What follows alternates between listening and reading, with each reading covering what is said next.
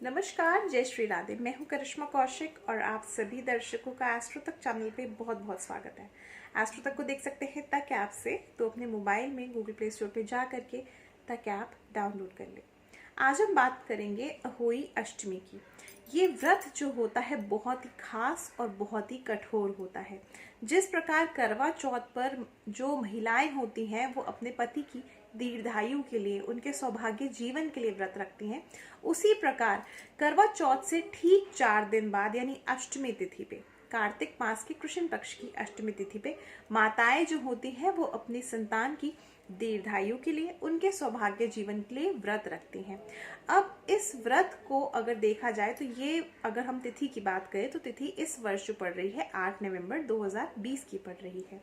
अब देखिए, ये जो समय होता है, ये जो व्रत होता है बहुत ही ज्यादा खास होता है। इस दिन माताएं जो है अपनी संतान के लिए निर्जला व्रत रखती हैं, अहोई माता की पूजा आराधना करती हैं और साथ ही साथ इस दिन व्रत पारण करने के बाद ही जो भोजन है वो करती हैं। तो जो भोजन करने का समय होता है वो व्रत पारण करने के बाद ही होता है, मगर जो व्रत खोला जाता है वो हमेशा तारों को अर्घ देकर ही खोला जाता है। अब देखिए, इस व्रत में सिर्फ तारों का ही सबसे अधिक महत्व होता है। क्या महत्व होता है, इसी विषय पे चर्चा करेंगे।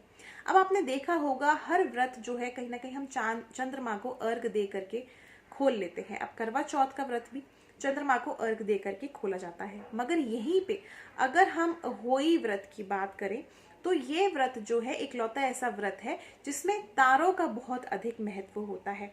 तारों को जल का अर्घ देकर ही अपना व्रत का पारण किया जाता है।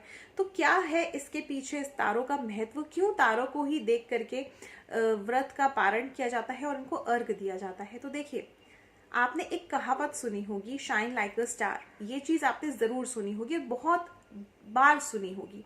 तो कहीं ना कहीं इसका इम्पोर्टेंस देखें। जैसे तारे जो होते हैं उनकी एक अलग ही चमक होती है, एक अलग ही खूबसूरती होती है। और ऐसा ही नहीं कि तारे जो होते हैं आकाश में केवल 1 2 3 बहुत कम काउंटेबल होते हैं, अनगिनत तारे होते हैं। तो एक तो इसका अगर हम इम्पोर्टेंस देखें, महत्व देखें, तो कहीं ना कहीं यही है कि माताएं जो हैं वो अहोई माता से प्रार्थना करती हैं कि उनके कुल में भी ऐसे संतानें हों जो तारों की तरह चमके और साथ ही साथ उनका कुल आगे बढ़ाएं। यहीं पे जो चमक होती है तारों की, उसकी तरह इनकी जो संतान है वो चमकती रहे और साथ ही साथ जीवन में किसी भी तरह का संघर्ष का सामना ना करें और इनका जीवन जो है खुशहाली से पूरा हो। अब देखिए, जैसे कहा जाता है कि कोई भी परिवार है संतान के बिना अधूरा होता है। जहाँ पे संतान नहीं होती, बच्चे नहीं होते, वहां पे वो परिवार पूरा नहीं लगता। उसी तरह से जैसे तारे होते हैं, अगर तारे आसमान में नहीं दिखते हैं तो कहीं ना कहीं आसमान भी खाली खाली सा लगता है। इसीलिए तारों का बहुत ज्यादा अगर आसमान से देखा जाए तो कनेक्शन है और तारों के बिना आसमान अधूरा माना जाता है। उसी तरह से ही संतान के बिना परिवार अधूरा माना जाता है। तो तारों को अर्घ देना बहुत ही इस दिन शुभ रहता है, ताकि आपकी संतान जो है वो तारों की तरह चमकती रहे और अपने जीवन में हर एक काम सही तरह से करती रहे और उनका जीवन जो है सौभाग्यपूर्ण हो।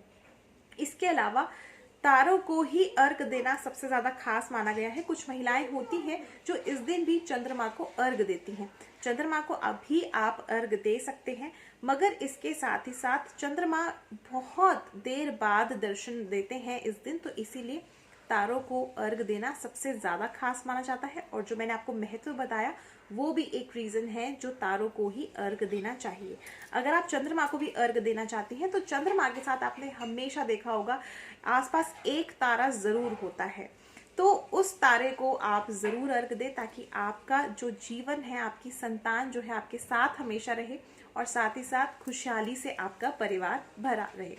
इसी के साथ मैं लेती हूँ इजाजत। और भी ऐसे विषय जानने के लिए देखते रहिए एस्ट्रो तक। नमस्कार।